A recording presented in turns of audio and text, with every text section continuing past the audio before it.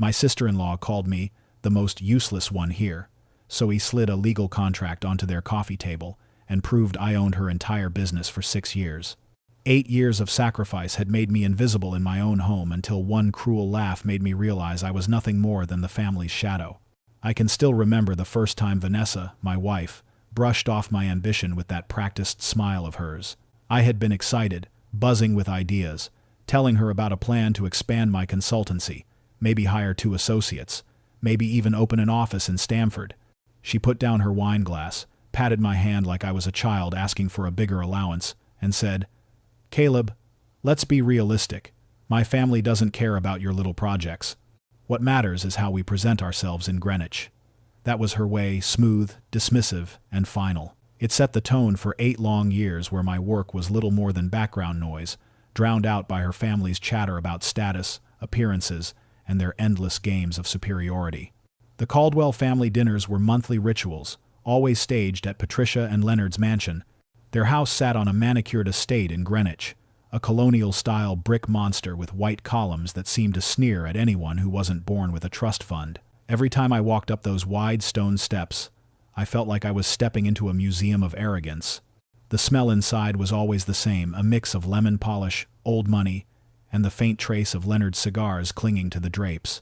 That particular evening, I slid into my usual spot at the long mahogany dining table, one of those glossy pieces that probably cost more than I made in my first year out of college. Patricia had her diamonds flashing in the candlelight, her voice dripping with smug pride as she recounted the planning of some charity gala. "We've secured the ballroom at the Belhaven Club," she said, dropping the name like it was a holy relic. Leonard, seated at the head, swirled his bourbon, nodding along as though every detail deserved a presidential address. Across from me, Miranda Whitmore, Vanessa's older sister, was draped in a silk dress that clung to her like armor. She had that look on her face, the one I'd seen 100 times, where she turned a family dinner into her stage. She swirled her wine like she was some sommelier, leaned back, and declared, "I was just telling a friend how wonderfully diverse our family dinners are." Her tone carried that venomous sweetness that pretends to be praise while digging at the target. Diverse. That was her code word, her way of pointing out I didn't belong, that I was the odd piece in their perfect puzzle. Vanessa laughed at something Spencer, Miranda's real estate salesman husband, said about his latest deal. He was the type who strutted through every conversation like it was an open house, full of inflated numbers and empty charm. He wore success like cologne, loud and suffocating. Vanessa leaned in, giggling, her hand brushing his sleeve in that subtle way that stung more than I'd ever admit. I cut into my steak, savoring the silence instead of defending myself. That's what I'd done for years. Don't rock the boat. Don't spoil the evening. Let them pretend I was the charity case they let sit at their table. I'd convinced myself harmony mattered more than my pride. But Miranda wasn't finished. She set her glass down with a deliberate clink, that signal she always used before launching a dagger cloaked in civility. She looked directly at me. Her lips curled into a smirk I could have drawn from memory. "So, Caleb," she said, drawing out my name like it was a punchline. The whole table stilled, the air tightening like a drum about to snap. "How does it feel being the most useless one here?" Her words lingered, hanging over the table like smoke. For a moment, it felt like even the grandfather clock against the far wall stopped ticking. Then, as if on cue, laughter broke out. Vanessa was the first, her laugh high-pitched, strained, the kind she used when she wanted desperately to fit in. Patricia covered her mouth with her napkin, though her eyes sparkled with approval. Leonard chuckled deeply, a rumble of agreement he didn't bother to hide. Greg, the younger brother, snorted into his beer, nearly spilling it. And Spencer, who still owed me money from one of his failed ventures, slapped the table, grinning, as if Miranda had just delivered the greatest joke of the decade. I sat there, surrounded by the echoes of their amusement, and for the first time in years, I didn't feel anger. I felt clarity, the kind that comes in a rush, like cold water over your skin. 8 years of sacrifice crystallized in that moment. 8 years of letting them believe I was invisible while I carried the weight of their failures on my back. And here they were, mocking me, blind to the truth. I smiled, not the fake smile I'd mastered, the one that smoothed over awkward silences and hid my resentment. This was different, quiet, sharp, deliberate, the smile of a man who finally saw the game for what it was. I set down my fork, folded my napkin with care, and looked Miranda straight in the eye. "How does it feel?" I said, my voice steady enough to silence the room, "knowing this useless one won't be paying your bills anymore?" The laughter died instantly. Miranda's glass froze mid-air, her face draining of color. Vanessa's laugh cut off like she'd swallowed it whole. Leonard's bourbon stopped mid-swish. The silence was so sharp it could have sliced through that overpriced steak. For years, I had been their silent provider. The man who made sure the mortgage was paid, the car loans settled, the legal fees covered, the yoga studio rescued. They never asked where the money came from. They never gave me thanks. They just assumed it was handled, as though their golden daughter and her perfect family had some hidden reservoir of wealth. They called me useless while living off my labor. And in that silence, I realized the truth. They needed me far more than I ever needed them. Patricia cleared her throat, trying to recover the evening's polished tone. "Caleb, dear, surely you don't mean—" But I meant every word. The rest of the meal dragged on in awkward stumbles, a shadow cast over every forced laugh and every sip of wine. They avoided my eyes, whispering in half-sentences, their appetite withering in the weight of what I'd said. When dessert came, a pristine lemon tart with raspberry drizzle, I didn't touch it. Vanessa glanced at me, her smile brittle, her eyes pleading for me to play along, to smooth the edges as I always had. I didn't. I thought back to all the times she had asked me to just help out this once. When Miranda's yoga studio had been weeks away from eviction, I'd written the check. When Greg had been facing fines from a DUI, I'd paid the lawyer. When Patricia and Leonard had nearly lost their home over unpaid taxes, I had quietly transferred the funds. Each time, Vanessa's eyes wide and desperate, her voice soft and persuasive. Each time, I gave. And each time, my place at that table shrank until I became invisible. But now, I wasn't invisible anymore. I sat back, letting them squirm in their silence, letting them choke on the truth I'd finally thrown in their faces. She thought it was a victory. She had no idea the war was just beginning.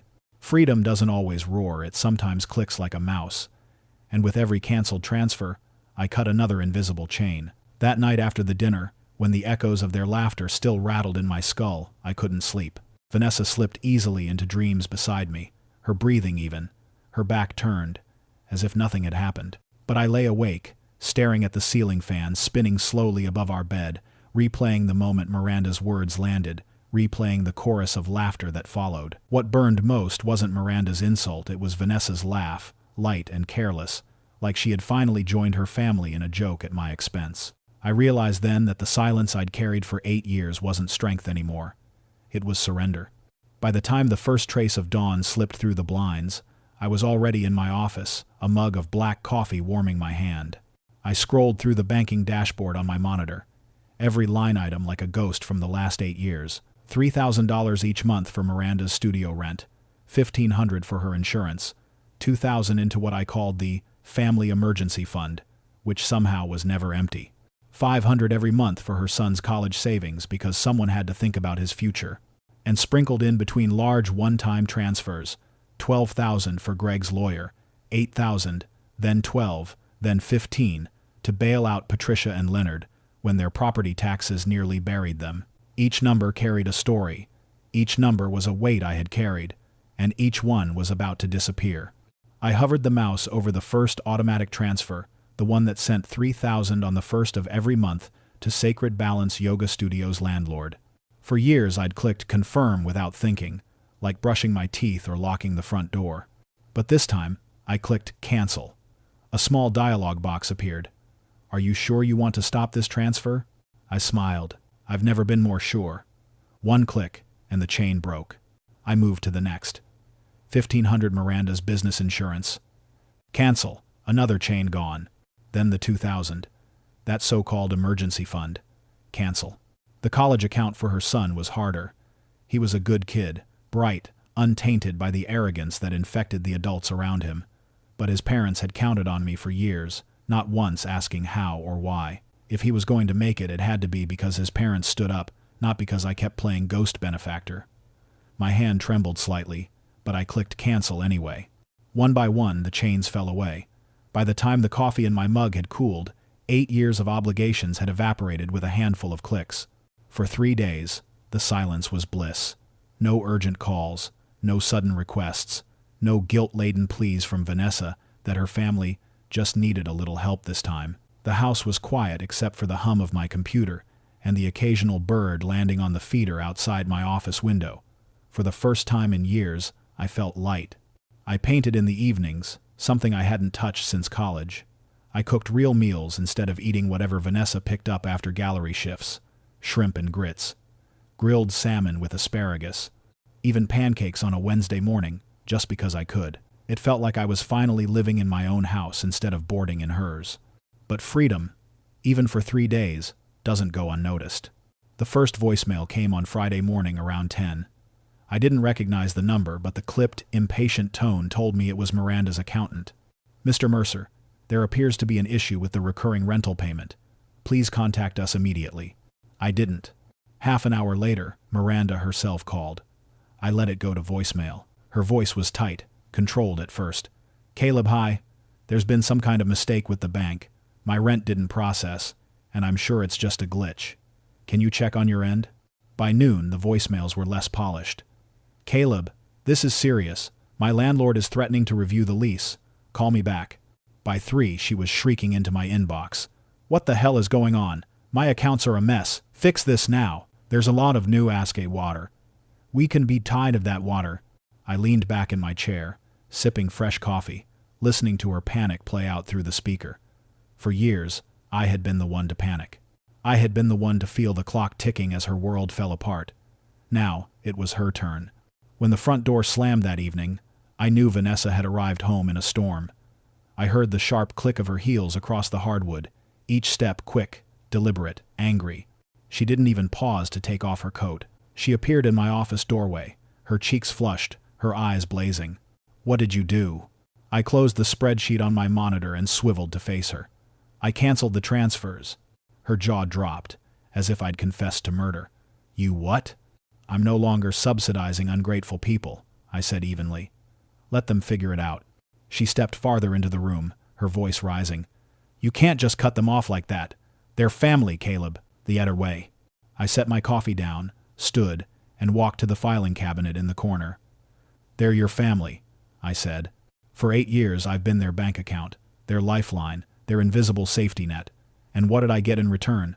Laughter, mockery, disrespect." She crossed her arms, defensive, her voice sharp. "Oh my God, you're being so dramatic." "So," Miranda made a joke, "and now you're willing to destroy her business?" I pulled open the bottom drawer, retrieved the thick binder I'd been keeping for years, and laid it on my desk. "This isn't about a joke. This is about truth." Vanessa stared as I opened the binder, page after page of neatly tabbed records.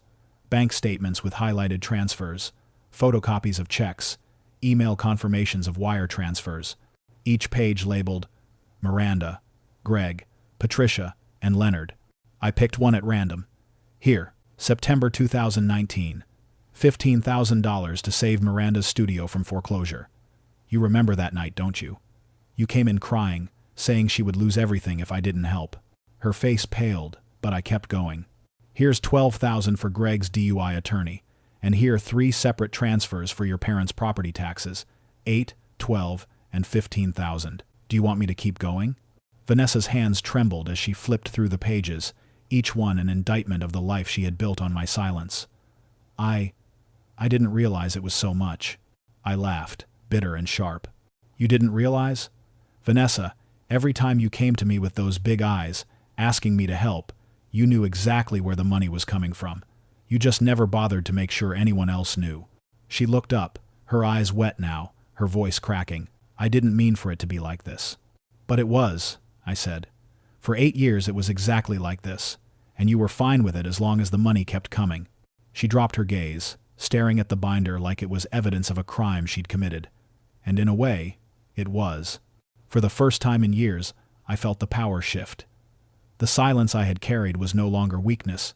It was a weapon, and I had just placed it on the table. Vanessa whispered, "What happens now?"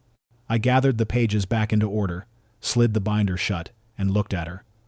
For a long time, I saw her as the woman I fell in love with, the one who dazzled me in college with her charm and confidence. But tonight, all I saw was someone who had used me as a shield, who had let her family turn me into a punchline while I kept their world intact. Now, I said quietly, they get to find out what independence actually costs. The I ready to screeding the Meinl Samas and a rider. Her eyes widened, a mix of fear and disbelief. You let them believe I was useless, I continued. Now they'll see what useless really looks like. Not all weapons are sharp, some are just signed in ink and sealed by the state. That line ran through my head as I stared at the small, fireproof safe tucked behind my desk.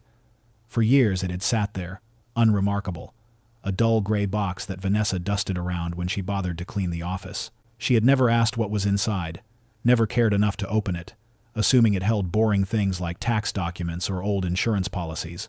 But I knew better. Inside that safe was the single piece of paper that had the power to level her sister's world.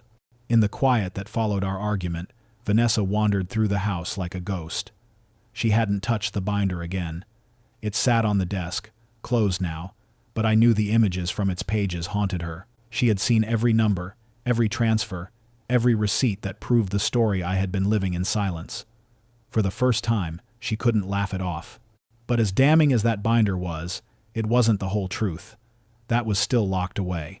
I remembered the night it happened like it was burned into my memory. 6 years ago, Miranda had shown up at our house on a Tuesday, mascara streaked down her face, clutching a crumpled eviction notice in one hand. She collapsed into a chair at our kitchen table, sobbing about her landlord, her suppliers, the electric company, the water company. Everybody was coming for her at once. Please, she had begged me, her voice shaking. I'll sign anything, agree to anything, just don't let it all disappear. And she had. I hadn't taken her at her word. I'd taken her at her signature. Now, with Vanessa pacing behind me, her heels tapping an uneven rhythm against the hardwood, I knew the time had come to reveal it. You remember 2018, don't you? I asked, keeping my voice calm. She stopped pacing, her arms crossed tight across her chest. Of course, that was when you helped Miranda with the rent money. You keep reminding me. I stood, walked to the safe, and began to turn the dial. Not just rent money, Vanessa. She was 2 weeks from total collapse. The landlord had already filed papers. Her suppliers were threatening to repossess everything. She wasn't just in trouble. She was finished. The safe clicked open, and I pulled out a thick manila envelope with the Morrison & Associates letterhead. It was heavier than it looked, weighed down by the ink of signatures, seals, and clauses that Miranda had tried very hard to forget. Vanessa eyed it warily, her voice low. What is that? I set it on the desk and slid it toward her. The conditions for my help. She hesitated, then pulled the documents free. Her eyes scanned the first page, moving quickly at first, then slowing.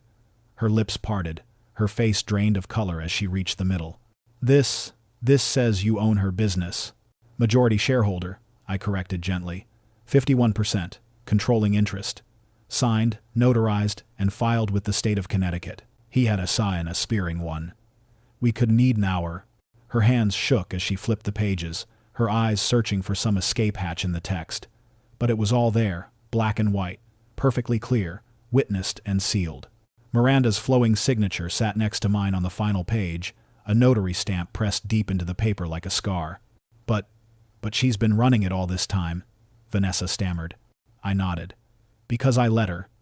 Day-to-day decisions, those were hers, but legally? Everything, her equipment, her lease, her profits belonged to me the moment she signed. Vanessa looked at me like I was a stranger. How could you keep this from me, from all of us? I leaned back in my chair, folding my arms. I didn't. You were there, remember? Sitting right at this table when I explained it to her. She begged me for help, promised she'd sign anything. And she did. I even paid for her lawyer to make sure it was all done properly. $3,000 out of my pocket, so she couldn't claim she didn't understand. She dropped the contract onto the desk as if it burned her. But you never said you were serious. I thought it was just some paperwork, like a loan agreement. It was paperwork, I said evenly. Very specific paperwork, the kind that gives me controlling power over her business. She knew it then. She just chose not to think about it afterward. And you chose not to ask. One Riverwald. Vanessa shook her head violently, tears springing to her eyes. This will destroy her, if she finds out you're planning to use this. She already destroyed herself, I interrupted. I just have the receipts. Her breathing came fast now, shallow, panicked. Why now, Caleb? Why wait 6 years to bring this up? I leaned forward, my voice dropping into steel. Because 6 years ago, I still thought being good was enough. I thought if I carried her, if I carried all of them, eventually they'd see me for who I was. But they didn't. They saw me as furniture, as invisible, as useless. The word hung between us, bitter and sharp. Useless. The one thing Miranda had dared to call me, not realizing she was mocking the man who owned her future. Vanessa collapsed into the chair across from me, staring at the papers as if they might rewrite themselves if she looked long enough. "What are you going to do?" she whispered. I slid the contract back into its envelope, tucked it neatly under my arm, and stood. "I'm done hiding," I said. "For 6 years I've been the silent partner, the invisible man. That ends now." Her eyes followed me, wide and frightened. "Caleb, please, don't make this worse than it already is." I stopped in the doorway and looked back at her. "It's already worse. You just never noticed." I went back into the office and locked the safe again, the heavy click echoing like a judge's gavel. My heart was steady. My mind was clear. Vanessa's voice trembled from the kitchen. "What do you mean, you're done hiding?" I placed the envelope back on the desk, ran my hand across its rough surface, and answered without hesitation. "I'm done hiding. Next time we sit at that table, I won't be the silent one." I slid the contract back into the envelope and whispered, almost to myself, "It's time to start acting like the majority shareholder." They expected the same quiet husband. Instead, I walked into the Caldwell mansion carrying the one thing they had never seen before proof. For the first time in years, I didn't dread the monthly dinner. As I drove up the tree-lined avenue that led to Patricia and Leonard's grand house, the mansion loomed against the evening sky with its glowing windows and towering columns. Normally, the sight filled me with a familiar heaviness, a reminder that I was walking into a theater where my role was background scenery. But not this time. The leather strap of my messenger bag dug lightly into my shoulder, the manila folder inside pressing against my ribs like a secret weapon. Vanessa sat beside me in silence. She hadn't said much all week, hovering around the house like a shadow. When I told her I was going to dinner, she asked if I was serious, her voice carrying both fear and disbelief. "Do you really want to do this, Caleb?" she had whispered that morning. I hadn't answered her. I didn't need to. She could see it in my eyes. The Caldwell mansion was lit up like a stage when we pulled into the circular driveway. The hedges were trimmed to perfection, the fountain burbled politely, and the flagstones gleamed as though they'd been polished just for this evening. Inside, Patricia greeted us at the door with her trademark smile, brittle as glass. "Caleb, dear," she said, her eyes sliding over me as if searching for cracks. "I trust you're feeling better after last time." Sacking down, wit as a gratis wail. Last time. She made it sound like I'd caught a cold, not like her daughter had publicly humiliated me. I returned her smile with one of my own, but mine had weight behind it. "Never better," I said. The living room looked exactly as it always did. Leonard sunk into his leather chair with a bourbon, Greg sprawled in the corner pretending to care about sports scores on his phone, Spencer puffed up like a peacock, ready to brag about his latest record-breaking sale, and Miranda seated upright, arms folded, her eyes sharp as daggers. The moment she saw me, her lips twisted. "Okay, Caleb," she said before I'd even taken my coat off. "What the hell is your problem? Do you have any idea what you put me through this week?" I didn't answer right away. I set my bag down carefully beside the armchair opposite her, adjusted my cuffs, and took my seat like I had all the time in the world. Her voice climbed, shrill and furious. My rent bounced. My insurance failed. My landlord threatened to review my lease. All because you decided to throw some kind of tantrum. The room buzzed with tension. Patricia's hand fluttered nervously with her wineglass. Leonard's brow furrowed. Vanessa sat rigid beside me, her hands knotted together. "My problem," I said at last, my voice calm and level, "is that I'm tired of being disrespected by people I've been supporting." Miranda barked a laugh that sounded more like a scoff. "Supporting? Oh, Caleb, please. You help out sometimes, sure, but let's not pretend you're holding up anyone. I built my business from the ground up. We Wenry." I leaned forward, unbuckled the strap of my bag, and slid the folder out onto the coffee table. "Did you now?" Everett set his glass down with a clink, trying to intervene. "Now hold on, son. I don't know what kind of—" But Miranda cut him off, her face flushing red. "I want my company back.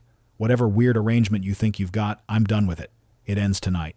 Her words almost made me laugh. She had no idea. Your company? I said softly. Miranda, I don't think you understand the situation you're in. I opened the folder, pulled out the notarized contract, and placed it squarely in front of her father.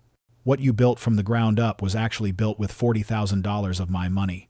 In exchange, you signed over 51% ownership of Sacred Balance Yoga Studio to me. The room froze. Leonard fumbled for his reading glasses, adjusted them on his nose, and scanned the document. His face changed as his eyes traveled down the page. His lips moved silently as he read the numbers, the signatures, the notary seal. This can't be right, he muttered, his authority faltering. It's completely right, I said. Notarized, witnessed, filed with the state. Your daughter has been operating my business for the past 6 years. Miranda lunged forward and snatched the contract from his hands. This is a trick. You manipulated me. I was desperate. I didn't know what I was signing. You aren't. I kept my gaze steady. You had a lawyer. I paid for that lawyer. Morrison and Associates. $3,000 so you'd have independent counsel. Every clause was explained. You signed it with full knowledge. Patricia looked from the contract to me, her voice trembling. But Caleb, why didn't you ever say anything? Why keep this a secret all these years? Because I was trying to be a good family member, I said. I wanted Miranda to keep her dignity, to feel like she was running her own show. I didn't need the credit. I didn't need the applause. But apparently, being good just made it easier for you all to pretend I didn't exist. Leonard pushed himself out of his chair, squaring his shoulders, his voice booming with false authority. Now see here, boy. You're tearing this family apart. I stood as well, meeting his gaze without flinching. Number, I'm not tearing anything apart. I'm the one who has been holding it together. With deliberate precision, I reached into my bag again and laid out more documents, bank statements, canceled checks, wire transfers, spreading them across Patricia's antique coffee table like cards in a poker game. $47,000 to Miranda, I said. $12,000 to Greg. $35,000 to you and Patricia. Nearly $100,000 of my money keeping this family afloat while you sat here laughing at me. The silence was absolute. Even the grandfather clock in the hallway seemed to hesitate before ticking again. I want an apology, I said finally, my voice cutting through the air, and I want acknowledgement of what I've done for this family. Miranda stared at the contract in her hands, her lips trembling, her eyes darting like a cornered animal. Finally, she spat. I want my business back. Then buy me out, I said coldly. 51% of current market value plus the $40,000 in principal I originally invested, plus 6 years of accumulated interest. That should come to about $120,000. Her face went white. I don't have that kind of money. I leaned in, my voice quiet but merciless. Then I guess you're working for me now. I looked straight at Miranda and said, if you want your company back, buy me out. $120,000. Otherwise, you're working for me. When the summons arrived, I wasn't surprised. The family had always mistaken my silence for weakness. Now, the courtroom would teach them otherwise. The envelope was thick, official, and hand-delivered by a man in a cheap suit who looked like he had knocked on 1,000 doors that week. He didn't even look me in the eye when he handed it over. Mr. Mercer? He asked flatly. When I nodded, he extended the papers. You've been served. Back does not water. I took the packet, thanked him, and closed the door behind me. I didn't even need to open it to know what it was. Miranda wasn't the type to swallow humiliation quietly. She was the type who turned desperation into fury, and then dressed that fury in whatever lies she could find. Sitting at my kitchen table, I flipped through the complaint. Plaintiff seeks damages for defendant's unconscionable exploitation of plaintiff's emotional distress and financial desperation. In plain English, she was claiming I had manipulated her into signing away her business. The irony made me laugh out loud. The same woman who had called me useless was now accusing me of being some master manipulator. According to her, I was both powerless and diabolical. The complaint went on about coercion, undue influence, and how I had preyed upon her fragile state during a difficult time. It painted her as the helpless victim, me as the predator. I could practically hear her voice dictating the words. He tricked me.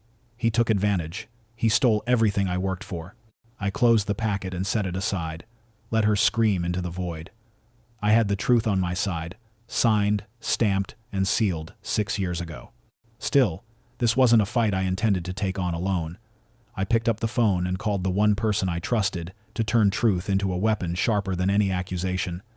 Evelyn Shaw. Her office was in downtown Stamford, tucked into one of those restored brick buildings with polished wood floors and steel beams left exposed to look modern.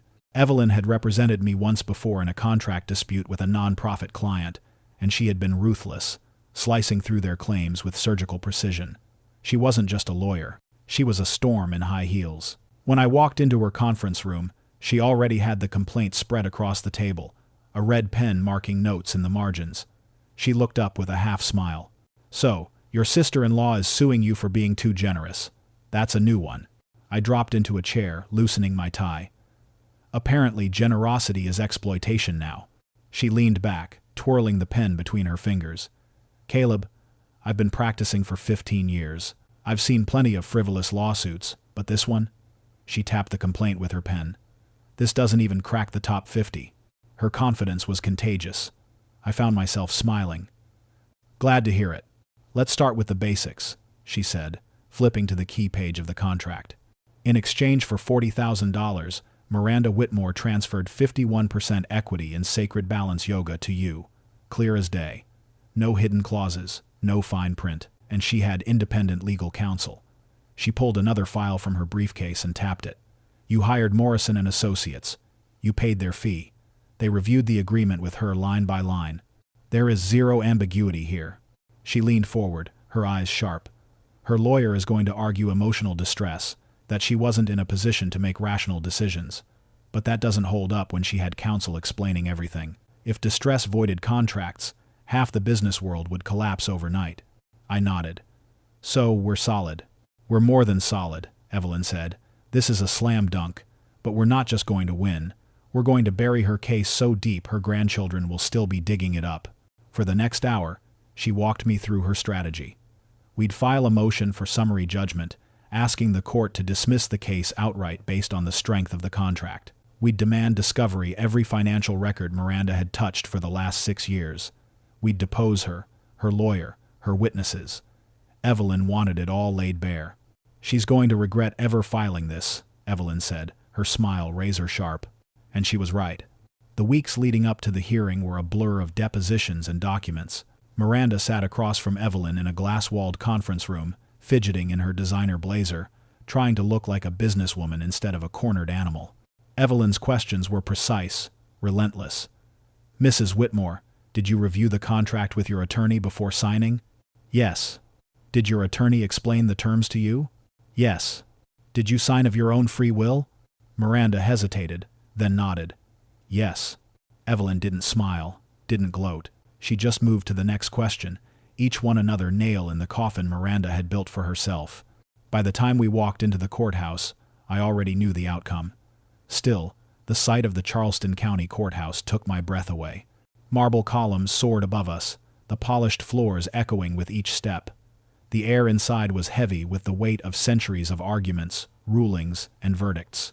This was where justice lived, or at least pretended to. Vanessa came, though she sat in the gallery, not beside me. She didn't say a word, didn't look at me. Her eyes stayed fixed on the floor, as if by refusing to see, she could pretend none of this was happening. Miranda sat across the aisle, huddled with her attorney, a young man who looked barely old enough to shave. He probably thought this case would make his name, that he was defending a wronged woman against a cruel manipulator. Poor fool. He had no idea what he was walking into. When the hearing began, he stood and launched into a performance worthy of a bad television drama. "Ladies and gentlemen, my client was facing financial ruin. She was desperate, vulnerable, and Mr. Mercer swooped in with what appeared to be an offer of help. But hidden in that help was a trap, a contract designed to strip her of everything she had worked for." He gestured dramatically toward Miranda, who lowered her eyes at just the right moment, playing her part. "She is not just a victim of circumstance. She is a victim of deception." I almost laughed. If I hadn't been so angry, I might have applauded. Then Evelyn rose. She didn't waste time with theatrics. She walked straight to the evidence table, picked up the contract, and held it high. "Your Honor, this case can be resolved very simply. Did the plaintiff sign this contract? Yes. Did she have legal representation when she signed it? Yes. Did she operate under this contract for 6 years without complaint? Yes. The The law is not a game of regret. It is a matter of agreements honored. She laid the contract down and methodically built her case. The recorded phone calls where Miranda begged me for help. The emails where she thanked me after the bailout. The financial records showing I had never once claimed a dime of the profits I was legally entitled to. The plaintiff claims she was tricked, Evelyn said, her voice steady and cold. But the evidence shows she was helped. She claims she was exploited, but the record shows she was rescued. And now, when her benefactor finally asks for basic respect, she responds with a frivolous lawsuit. Your Honor, contracts matter, signatures matter, the truth matters. The judge, an older black woman with eyes sharp enough to cut stone, reviewed the papers in silence. When she finally spoke, her words were as heavy as the marble columns surrounding us. Mrs. Whitmore, she said, her voice cool, you accepted these funds knowingly. You had independent counsel explain the terms. You operated your business under this agreement for 6 years. This court finds no evidence of fraud, coercion, or unconscionable conduct. The motion for summary judgment is granted. This case is dismissed. The gavel struck once, the sound echoing like thunder. Miranda crumpled, tears streaking down her cheeks, not of sorrow, but of rage. She wasn't used to consequences. She wasn't used to hearing the word no. And now she had heard it in the loudest way possible. I turned slightly, searching the gallery for Vanessa, but her seat was empty. She hadn't waited for the verdict. She hadn't wanted to see me win. I stood, gathered my papers, and walked out of that courtroom with Evelyn at my side. We didn't need to speak. The silence between us was victory enough. I glanced back at Vanessa's empty seat. She was already gone. The marriage was over, and she didn't even say goodbye. Some victories roar. Others whisper through the quiet of an empty house, and that's the sweetest sound of all. The silence was the first thing I noticed. It was everywhere, in every corner of the house that had once carried Vanessa's footsteps, her sighs, her clipped commands, and her brittle laughter. Now there was nothing but space. No perfume lingering in the bedroom, no half-finished glass of wine on the counter, no stack of her gallery brochures left carelessly on the dining room table. Just absence. She left 3 weeks after the court ruling. No conversation, no confrontation. I came home from a client meeting to find her clothes gone from the closet, her jewelry box missing from the dresser, her car absent from the driveway. On the kitchen counter sat a single item, her set of house keys, gleaming under the soft glow of the pendant lights. No note, no apology, just silence. And it was beautiful. For the first time in nearly a decade, the house felt like mine. The office where I'd been dismissed as the man in pajamas was now the command center of a business that thrived without applause. The kitchen, once a place where Vanessa barked about meals being too simple or too plain, became mine to create in. I cooked what I wanted. Shrimp and grits the way my grandmother made, thick pancakes on a Tuesday just because I could, slow-cooked chili that filled the rooms with a smell that reminded me of my father's work boots by the stove after long days. Even the living room felt different, without her staging it like a showroom for her family's approval. I replaced the glossy fashion magazines with my old sketchbooks, the sterile scented candles with jars of paintbrushes and watercolors. The world outside kept spinning, but inside those walls, I had found peace. Miranda's yoga studio limped along without my invisible support. She scrambled, begged, cut costs, tried to expand her client list, all while pretending nothing had changed. I didn't enforce my ownership rights. I didn't demand profits or barge in to take control. I simply stepped back and let her face what independence really meant. The business didn't collapse, but the shine dulled. Without the hidden lifeline, she learned what it meant to hustle, to sweat, to fear the end of the month. Part of me wondered if she hated me more for letting her keep it than if I had taken it outright.